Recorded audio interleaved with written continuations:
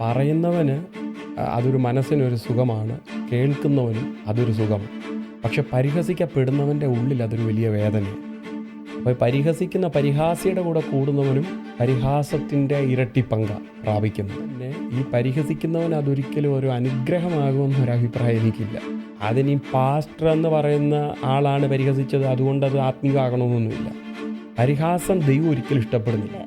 ഈ പരിഹാസികൾക്ക് വരുന്ന, അല്ലെങ്കിൽ പരിഹസിക്കപ്പെടുന്നവർക്കും പരിഹസിക്കുന്നവർക്കും അവർക്ക് വരുന്ന പ്രതിഫലം എന്തായിരിക്കും? അപ്പോൾ പരിഹാസിക്ക് ദൈവം കൊടുക്കുന്ന ശിക്ഷയെന്ന് പറയുന്നത് അവൻ്റെ ബന്ധനങ്ങൾ അങ്ങ് മുറുകുകയാണ്.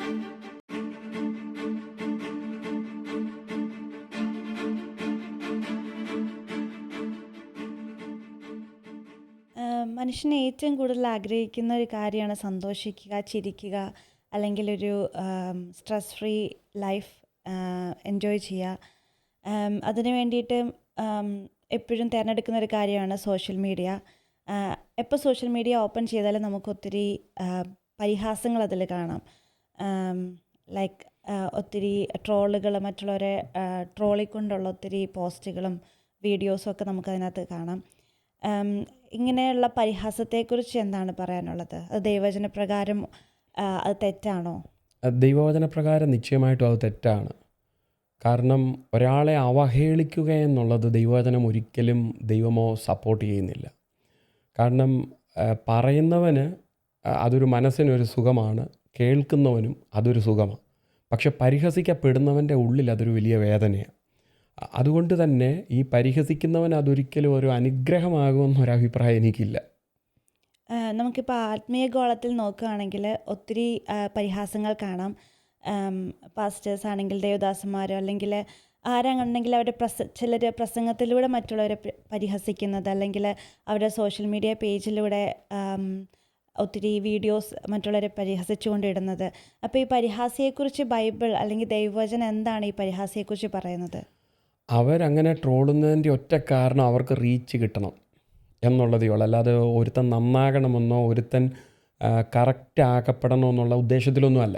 ഒരുത്തനെ കറക്റ്റ് ചെയ്യണമെങ്കിൽ അവനെ വ്യക്തിപരമായി കാണുകയോ അവനെ ഫോൺ ചെയ്തോ അവനെ കറക്റ്റ് ചെയ്യാൻ ഒരു ആത്മാർത്ഥതയുള്ള ഒരാൾ നോക്കുന്നത്. അതല്ലാതെ ഒരുത്തനെ സോഷ്യൽ മീഡിയയിൽ കൂടെ അല്ലെ ട്രോളിലൂടെ അഥവാ പരിഹാസത്തിലൂടെ ഒരുത്തനെ എടുത്തു കാണിക്കുന്നത് അവനെ മറ്റുള്ളവരുടെ മുമ്പിൽ താഴ്ത്തിക്കെട്ടണമെന്നുള്ള ഉദ്ദേശത്തില്ല. ദൈവവചനം അതിനെക്കുറിച്ച് എന്താ പറയുന്നത്? ദൈവവചനം വ്യക്തമായി പറയുന്നു, പരിഹാസികളുടെ ഇരിപ്പിടത്തിൽ പോലും ഇരിക്കരുതെന്നാണ് പറയുന്നത്. പരിഹാസത്തെക്കുറിച്ച് സദൃശവാക്യത്തിൽ 10-20 പ്രാവശ്യം പറയുന്നുണ്ട്. യെശയ്യാവിലും ഇരമ്യാവിലും ഹോശയ്യായിലും ഇനി പുതിയ നിയമത്തിൽ വരുമ്പോൾ പത്രോസിൻ്റെ ലേഖനത്തിലും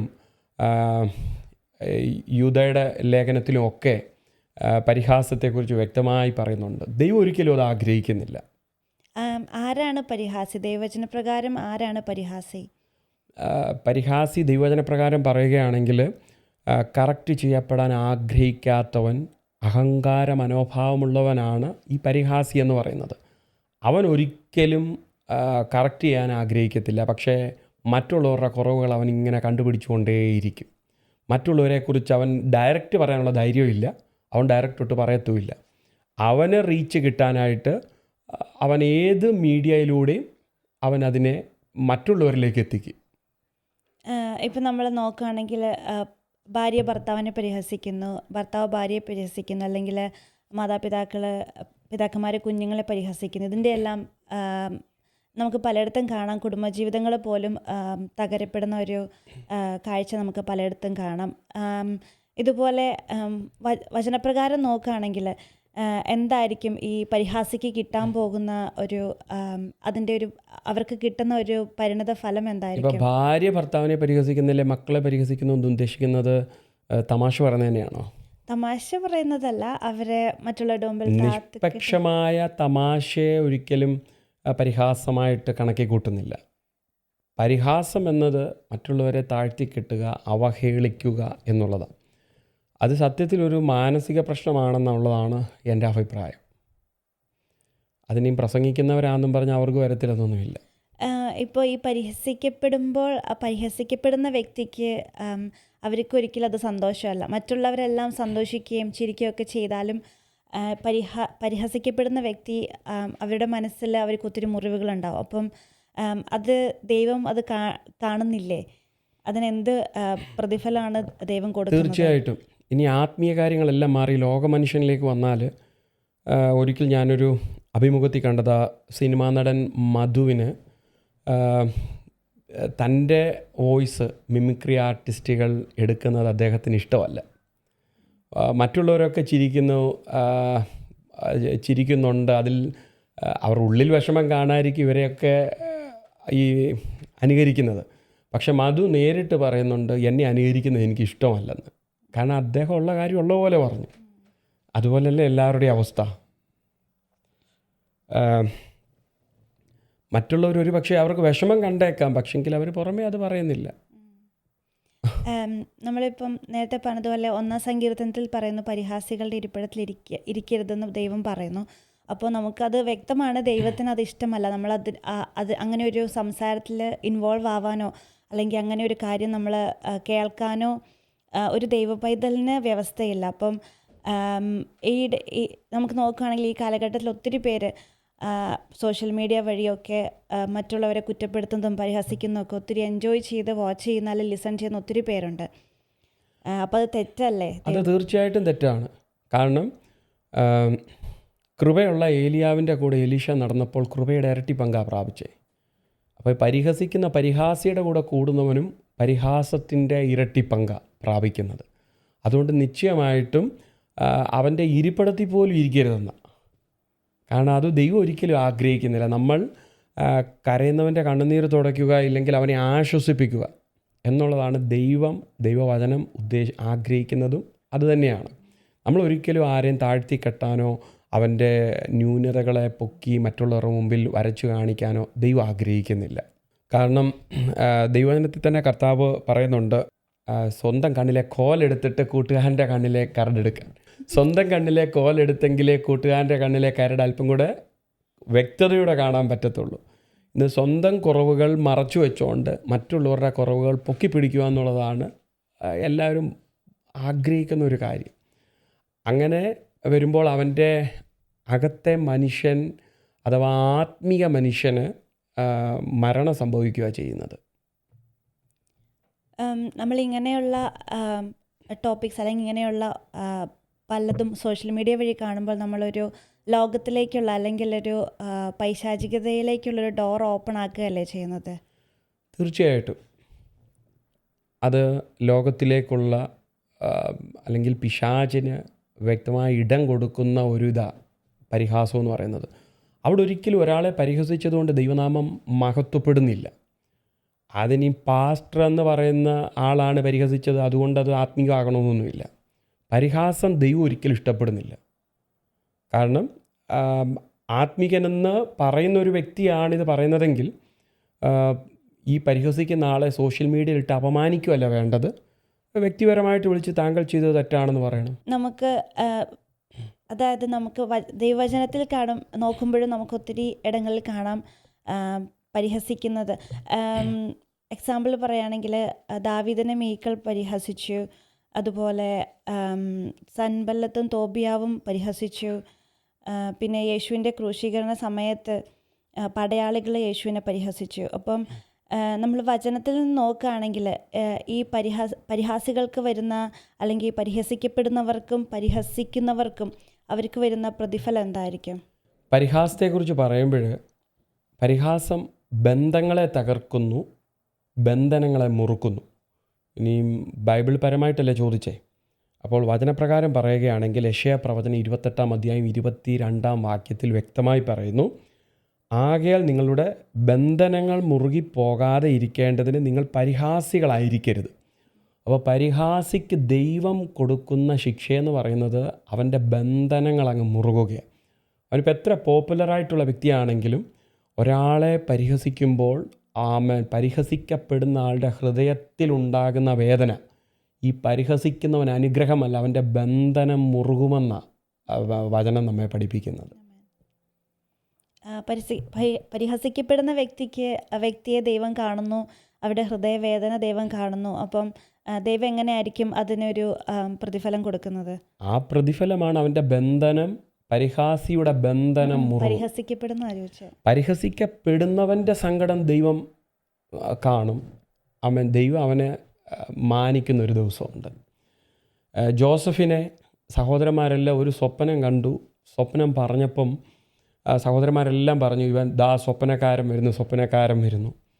പക്ഷേ ചില നാളുകൾ കടന്നുപോയെങ്കിലും ഏത് സ്വപ്നത്തിൻ്റെ പേരിൽ ജോസഫ് പരിഹസിക്കപ്പെട്ടു, അതേ സ്വപ്നം ജോസഫിനെ ഉയർത്തിയെന്ന് പറഞ്ഞാൽ സഹോദരന്മാർക്ക് ഒരിക്കലും സ്വപ്നം കാണാൻ കഴിയാത്ത മിസ്രൈമിൻ്റെ പ്രധാനമന്ത്രിയുടെ കസേരയിലേക്ക് ദൈവം ജോസഫിനെ ഉയർത്തുവാനിടയായി.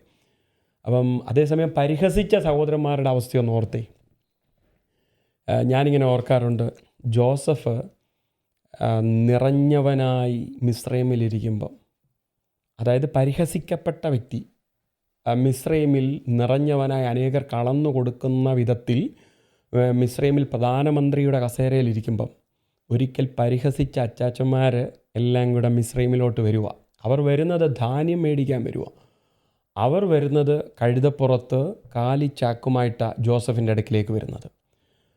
അവർ വരുന്നത് കഴുതപ്പുറത്ത് കാലിച്ചാക്കുമായിട്ട് അവർ മിസ്രൈമിലേക്ക് വരുമ്പം ജോസഫ് പണ്ട് ഈ മിസ്രൈമിലോട്ട് വന്നത്, അതായത് പരിഹസിക്കപ്പെട്ടവൻ മിസ്രൈമിലേക്ക് വന്നത് കഴുതപ്പുറത്തൊന്നും ആയിരുന്നില്ല, ഒരടിമയായിട്ടാണ് വന്നത്.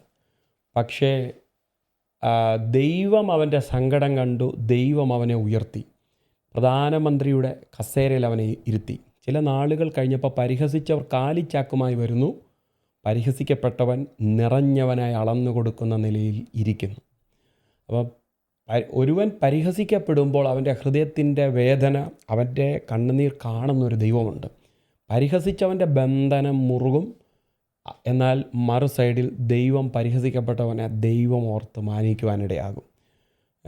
ബൈബിൾ നോക്കിയാൽ തന്നെ മീക്കൾ ദാവീദിനെ പരിഹസിച്ചു, ആരാധിച്ചവനെ മീക്കൾ പരിഹസിച്ചു. ഇന്ന് പരിഹസിക്കപ്പെടുന്ന ഒരു ഇടമാണൊന്ന് സ്വപ്നത്തിൻ്റെ പേരിൽ, അല്ലെങ്കിൽ ദൈവം കൊടുത്ത ദർശനത്തിൻ്റെ പേരിൽ പരിഹസിക്കപ്പെടുന്ന വിഷയങ്ങളുണ്ട്. അതുപോലെ ആരാധനയുടെ പേരിൽ പരിഹസിക്കപ്പെട്ടവനാണ് ദാവീദ്. അതുകൊണ്ട് തന്നെ മീക്കളിൻ്റെ ഗർഭം ദൈവം അടച്ചു എന്ന് എഴുതിയിരിക്കുന്നത്. അപ്പോൾ പരിഹാസിയായ മീക്കളിൻ്റെ ഗർഭം ദൈവം അടച്ചു കളഞ്ഞു. എന്നാൽ ദാവീദിന് മറ്റ് സന്തതികളെ ദൈവം കൊടുക്കുവാനിടയായി തീർന്നു. അപ്പം ഇതിൽ നിന്ന് മനസ്സിലാക്കേണ്ട ഒരു വലിയ കാര്യം, പരിഹസിക്കുന്നവൻ അപ്പോൾ ഒരു സന്തോഷം തോന്നിയാലും അവൻ്റെ ജീവിതത്തിൽ ആരെ അവൻ പരിഹസിച്ചോ കുറ്റം പറഞ്ഞോ ഏറ്റു പറയുന്നില്ലെങ്കിൽ അവനതൊരു വലിയ ബന്ധനമായി അവശേഷിക്കുവാനിടയായിത്തീരും. ഈ പരിഹാസം എന്ന് പറയുന്നത് നമുക്ക് ഏത് കാറ്റഗറിയിൽ, അതായത് ഇതൊരിക്കലും ദൈവികമല്ല നമുക്കറിയാം, പക്ഷേ ഇത് ജഡീകമാണോ അതോ പൈശാചിക? പരിഹാസത്തിൻ്റെ ആത്മാവെന്നൊന്നും പറയാൻ പറ്റത്തില്ല. അത് സത്യത്തിലൊരു മാനസികാവസ്ഥയെന്ന് വേണം പറയാൻ. അതിനെ ഒരു മനോരോഗത്തിൻ്റെ ലിസ്റ്റിൽ തന്നെ പെടുത്താം. അതിന് പാസ്റ്റർ പറഞ്ഞതുകൊണ്ടോ ലോകമനുഷ്യൻ പറഞ്ഞതുകൊണ്ടോ അതിനൊരു വ്യത്യാസവും വരുന്നില്ല. അതൊരു മാനസികാവസ്ഥയാണ് ചിലരുടെ. മറ്റുള്ളവരുടെ വിഷമം കാണുമ്പോൾ മറ്റുള്ളവരെ താഴ്ത്തി കെട്ടുമ്പോൾ അവർക്ക് എന്തോ ഒന്ന് നേടിയതുപോലെ. അതൊരിക്കലും ആത്മീകമല്ല, അവൻ്റെ ജഡികമായിട്ടുള്ള കാര്യമാണ്. നമുക്ക് പരിഹാസം ഒരു ആത്മീക ബന്ധനമാണെന്ന് പറയാൻ പറ്റുമോ? തീർച്ചയായിട്ടും പരിഹാസം വരുന്നത് ഒരു പക്ഷേ ഒരു അസൂയയിൽ നിന്നോ അല്ലെങ്കിൽ മനസ്സിലുള്ള ഒരു കയ്പിൽ നിന്നോ അങ്ങനെ എന്തെങ്കിലും ആയിരിക്കും. അതാ പറഞ്ഞത് ജഡീകമാണ്. പരിഹാസത്തിന്റെ ആത്മാവെന്നൊന്നും പറയാൻ ബൈബിളിൽ, ആത്മീക ബന്ധനമാണെന്ന് പറയാൻ അങ്ങനെ പറയാൻ ബൈബിളിൽ നിന്ന് തെളിവൊന്നും പറയാൻ ഇല്ല. പക്ഷെങ്കിൽ അത് അവൻ്റെ അവസ്ഥ, ഈ പറഞ്ഞ പോലെ അവൻ്റെ ഒരു മാനസികാവസ്ഥയാണ്. അതൊരു വിമർശന സ്വഭാവം എന്ന് പറയാം. വിമർശന സ്വഭാവം ഒന്നും പറയാൻ പറ്റത്തില്ല. വിമർശനമല്ലല്ലോ പരിഹാസം എന്ന് പറയുന്നത്. പരിഹാസം എന്ന് പറയുന്നത് ഒരുത്തനെ താഴ്ത്തിക്കെട്ടി, വിമർശനം എന്ന് പറഞ്ഞാൽ ഒരുത്തനെ കറക്റ്റ് ചെയ്യാൻ വേണ്ടിയുള്ളതാണ് വിമർശനം എന്ന് പറയുന്നത്. അതിനിപ്പം പബ്ലിക്കിൻ്റെ മുമ്പിലല്ല പറയേണ്ടത്. ഒരുത്തനെ കറക്റ്റ് ചെയ്യണമെങ്കിൽ അവനോട് നേരിട്ട് പറയാം.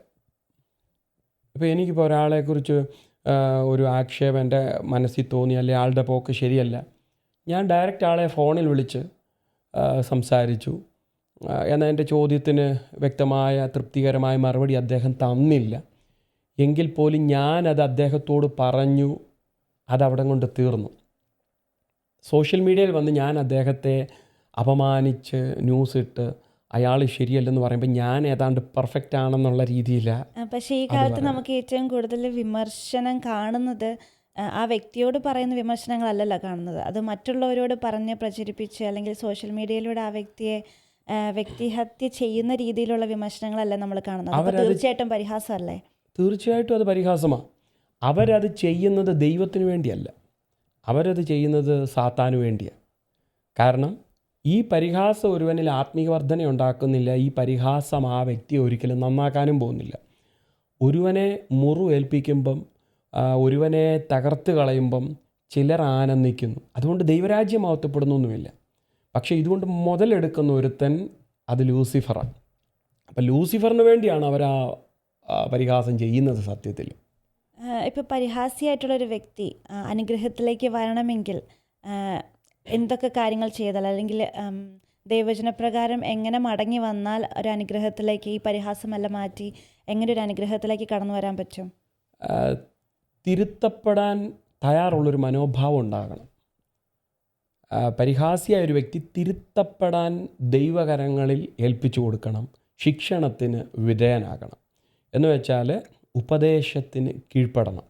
ഇപ്പോൾ ഉപദേശത്തിന് കീഴ്പ്പെടുകയോ ശിക്ഷണത്തിന് കീഴ്പ്പെടുകയോ ചെയ്യാൻ കഴിയാതെ അഹങ്കാര മനോഭാവമുള്ളൊരു വ്യക്തിക്കാണല്ലോ ഈ പരിഹാസം വരുന്നത്. ശിക്ഷണത്തിന് നിശ്ചയമായിട്ടും വിധേയപ്പെടുകയും തിരുത്തപ്പെടാൻ ഏൽപ്പിച്ചു കൊടുക്കുകയും ചെയ്താൽ പരിഹാസത്തിൽ നിന്ന് മടങ്ങി വരാൻ പറ്റുമെന്നാണ് എൻ്റെ പക്ഷം. ദൈവവചനത്തിൽ നിന്ന് എന്താണ് അതിനെക്കുറിച്ച് പറയാനുള്ളത്? ഒരുവന് മടങ്ങി വരാൻ ദൈവവചനപ്രകാരം പറയുകയാണെങ്കിൽ മുടിയനായ പുത്രൻ മടങ്ങി വന്നതുപോലെ മടങ്ങി വരണം എന്ന് പറഞ്ഞാൽ അവന് തന്നെ സുബോധം വരണം.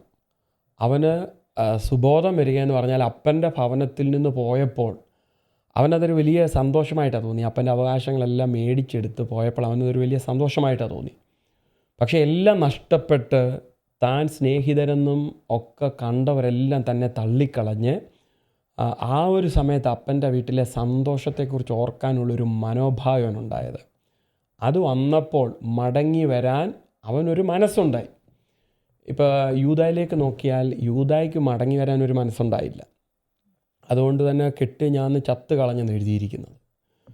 ഈ പരിഹസിക്കുകയും മറ്റുള്ളവരെ താഴ്ത്തിക്കെട്ടുകയും ചെയ്യുന്നവരുടെയൊക്കെ അവസാനം നോക്കുമ്പം വലിയ ട്രാജഡിയിലോട്ടാണ് പോകുന്നത്. അവന് മടങ്ങി വരാനൊരു മനസ്സ് ഉണ്ടായെങ്കിലേ അവൻ്റെ ജീവിതത്തിലൊരു രക്ഷ ഉണ്ടാകത്തുള്ളൂ നിശ്ചയമായി. നമുക്ക് ഏതൊക്കെ രീതിയിലുള്ള പരിഹാസങ്ങൾ കാണാം ഈ കാലഘട്ടത്തിൽ? ഈ കാലഘട്ടത്തിലെ പരിഹാസങ്ങൾ കാണണമെങ്കിൽ ഏറ്റവും അധികം കൺവെൻഷൻ സ്റ്റേജുകൾ നോക്കിയാൽ തന്നെ നല്ല നിലയുള്ള പരിഹാസങ്ങൾ കാണാം. ദൈവവചനം കേട്ടില്ലെങ്കിലും ബോഡി ഷെയ്മിങ് കാണാം. അതുപോലെ ലോക്കൽ വേഡുകളൊക്കെ നമുക്ക് കാണാൻ പറ്റും. ഇതൊന്നും ദൈവനാമം മഹത്വപ്പെടത്തില്ല, അവരവരുടെ സ്വന്തം പേരെ മഹത്വപ്പെടത്തുള്ളൂ. അതുകൊണ്ട് മറ്റുള്ളവർക്ക് കുറച്ചു നേരം ചിരിക്കാനുള്ള വകയും ഇട്ട് കൊടുക്കും. വരുന്നവരെല്ലാം ചിന്തിക്കും എല്ലാവരും ഇങ്ങനെയുള്ളവരാണെന്ന്. എനിക്ക് തോന്നുന്നു കൂടുതൽ ആളുകളും എൻജോയ് ചെയ്യുന്ന, ദൈവവചനത്തെക്കാൾ എൻജോയ് ചെയ്യുന്നത് എങ്ങനെയുള്ള കോമഡി, ദൈവവചനം എന്ന പേരിലുള്ള കോമഡി കേൾക്കുമ്പോഴാണെന്ന് തോന്നുന്നു. അതെ, തീർച്ചയായിട്ടും. ഒരാളോട് ഞാൻ സംസാരിച്ചപ്പോൾ ആളെൻ്റെ അടുത്ത് പറയുകയാണ്, ഞാൻ കോമഡി ഷോ കാണാൻ പോവാന്ന്.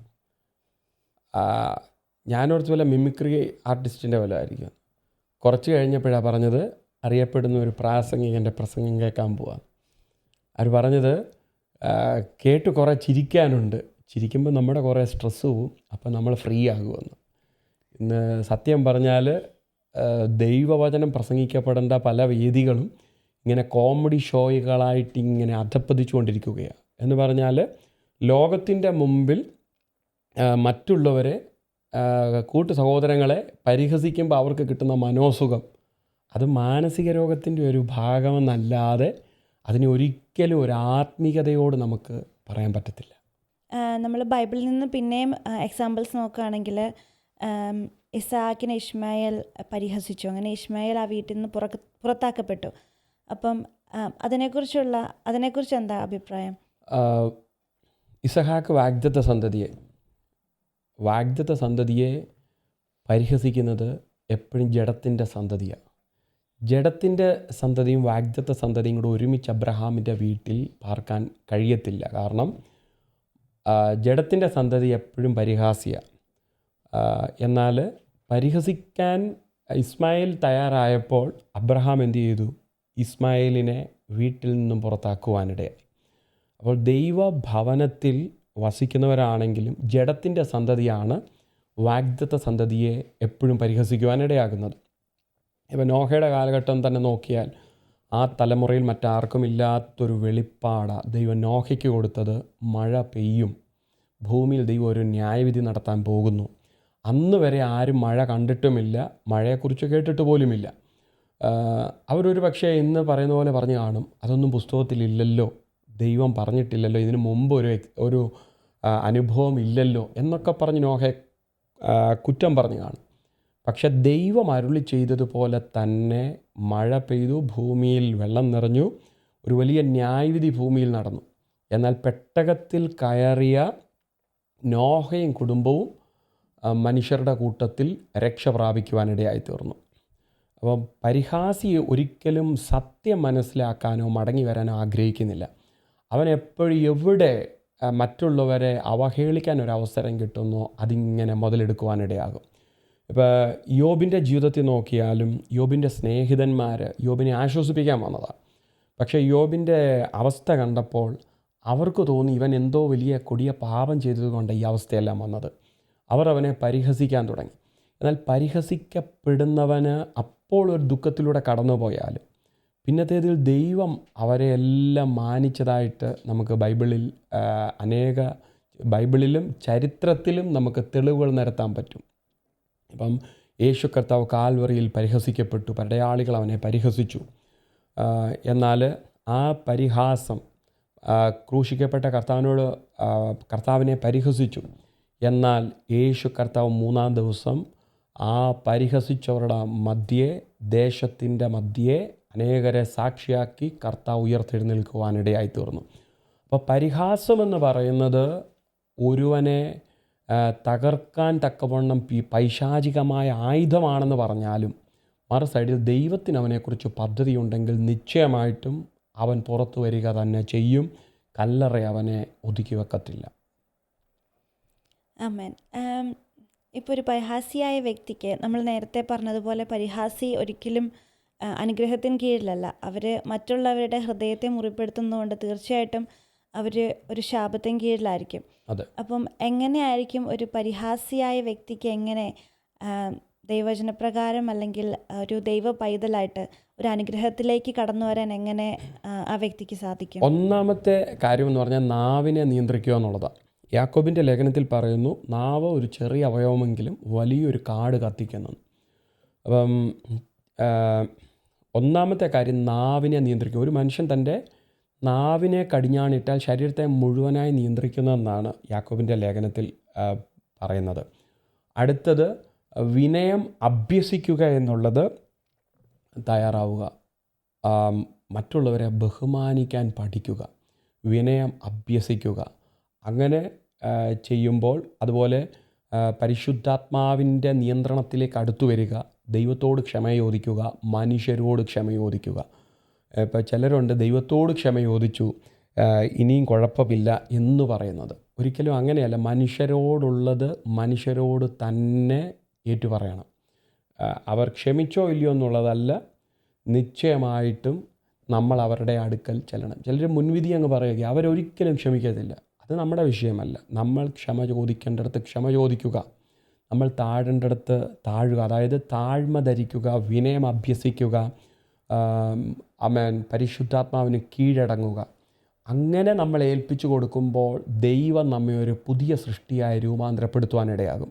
അവിടെ ഇന്നലകളിൽ മറ്റുള്ളവരുടെ കുറ്റം കണ്ടുപിടിച്ചിരുന്ന നമ്മുടെ മനോഭാവം മാറി മറ്റുള്ളവരുടെ നന്മയിലേക്ക് വിരൽ ചൂണ്ടുന്ന, മറ്റുള്ളവരെ അനുഗ്രഹിക്കുന്നവരായി നമ്മൾ തീരുവാനിടയായിത്തീരും. കർത്താവ് ഇങ്ങനെ ദൈവവചനത്തിൽ ഇങ്ങനെയാണ് പറയുന്നത്, നാം അനുഗ്രഹം അനുഭവിക്കാൻ വിളിക്കപ്പെട്ടവരായതുകൊണ്ട് അനുഗ്രഹിക്കുന്നവരാകുവിൻ. അങ്ങനെയെങ്കിൽ പരിഹാസത്തിൽ നിന്നും അനുഗ്രഹിക്കുന്നവരായി നമ്മൾ മാറണം. ഇപ്പോൾ വ്യസനപുത്രനായ എബ്ബേസിൽ നിന്ന് അമ്മ വ്യസനപുത്രൻ എന്ന് വിളിച്ചെടുത്ത് എബ്ബേസ് ഇസ്രായേലിൻ്റെ ദൈവത്തോട് അപേക്ഷിച്ചു. ദൈവം അവനെ മാന്യനാക്കി തീർത്തു. അപ്പം ഒരുവൻ്റെ സിറ്റുവേഷൻ ഒരുപക്ഷെ അവനെക്കൊണ്ട് പരിഹാസിയാക്കുന്നത് അവൻ ജനിച്ച സാഹചര്യമോ വളർന്ന ചുറ്റുപാടോ അവൻ കടന്നുപോയ ഒത്തിരി അവനിലുള്ള ഇന്നർ വൂൺസോ ഒക്കെ ആകാം. എന്നാൽ സൗഖ്യമാക്കപ്പെടാൻ പരിശുദ്ധാത്മാവിൻ്റെ കരങ്ങളിൽ അവൻ ഏൽപ്പിച്ചു കൊടുക്കുമ്പോൾ അവന് മറ്റുള്ളവരെ ഉൾക്കൊള്ളാൻ പറ്റും. അവന് ദൈവം പുതിയൊരു ഹൃദയം ദൈവം തരുവാനിടയാകും.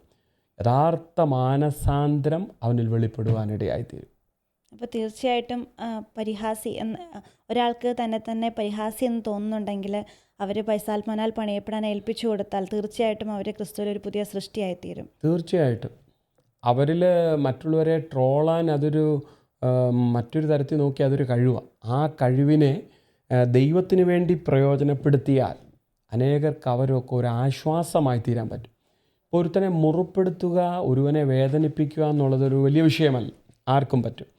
എന്നാൽ ഒരുവനെ ആശ്വസിപ്പിക്കുക, അവനെ ധൈര്യപ്പെടുത്തുക, അവനെ കൈത്താങ്ങുക എന്നുള്ളത് എല്ലാവർക്കും പറ്റിയ കാര്യമല്ല. എന്നാൽ ദൈവം ആഗ്രഹിക്കുന്നത് നമ്മൾ ഒരുവൻ്റെ ഹൃദയത്തെ മുറിക്കുകയല്ല, ഒരുവനെ ആശ്വസിപ്പിക്കുക എന്നുള്ളതാണ്.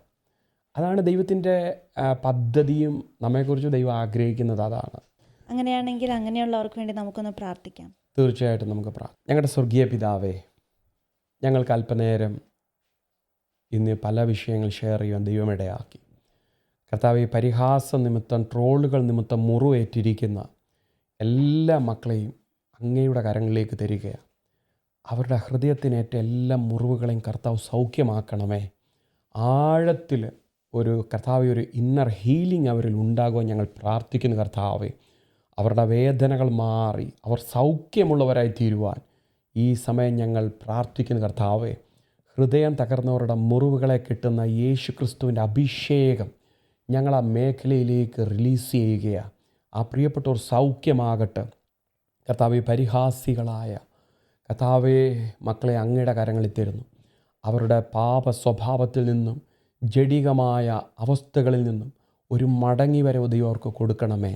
ഇന്നലകളിൽ കർത്താവെ അനേകരെ അവർ മുറിവേൽപ്പിച്ചെങ്കിൽ ഇനിയുള്ള നാളുകൾ അനേകരെ ആശ്വസിപ്പിക്കുവാൻ, അനേകരെ ധൈര്യപ്പെടുത്തുവാൻ, കർത്താവെ അനേകരെ ബലപ്പെടുത്തുന്നവരാക്കി കർത്താവ് തീർക്കണമേ. ഞങ്ങൾ അവരെ അനുഗ്രഹിച്ചു പ്രാർത്ഥിക്കുന്നു യേശുവിൻ നാമത്തിൽ തന്നെ. ആമേൻ.